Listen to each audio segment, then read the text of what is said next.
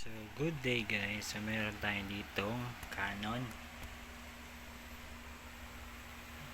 G2010. Yan. So, check natin yung problem. Power on.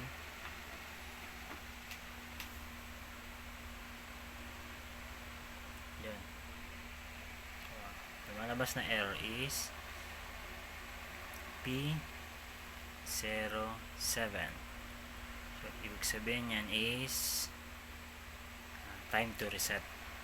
Yan. So, paano ba i-reset to? So, nandito ka sa tamang channel. So, ganito lang guys ang pag-reset. Turn off muna.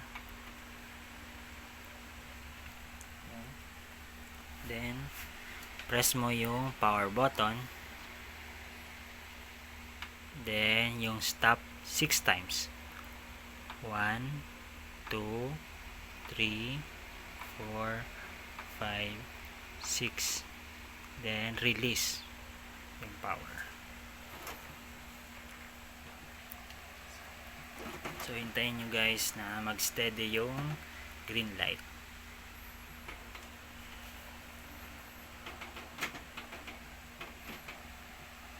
Yun. So, ibig sabihin nasa service mode na. So, paano pag-check kung talagang reset na talaga? So, check natin yung counter. So, paano? Mag-print tayo. So, press yung stop button 3 times. 1, 2, 3. Then, power.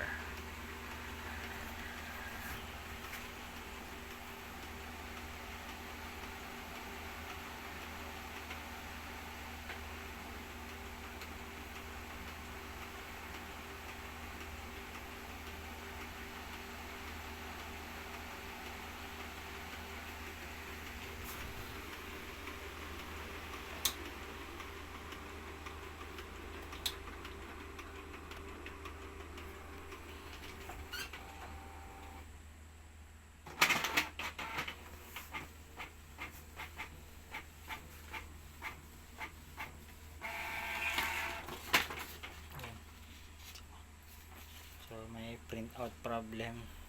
So, hindi natin ma-check kung ilang counter na ba.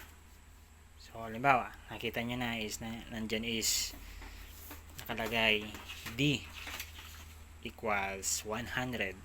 So, ibig sabihin 100% na yung page count. So, paano i-reset? So, press mo ulit dito sa stop button 5 times. 1, 2, 3, 4, 5. Then power once. Then magpiprint na naman yan. Yan. Sa sunod na print, makikita nyo na dyan yung D is 0 na. So, ngayon kasi hindi natin maano kasi may problem yung printout sa black. Then, after that guys, turn off muna.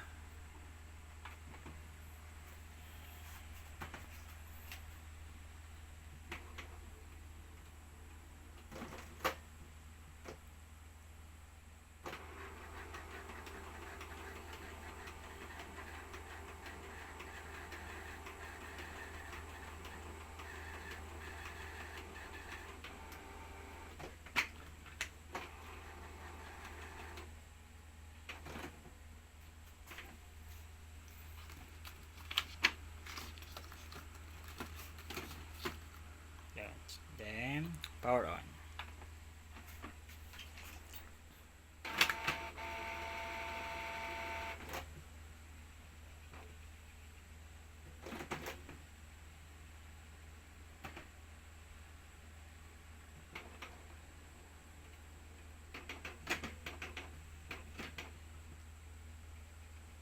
So, makikita nyo guys, 1.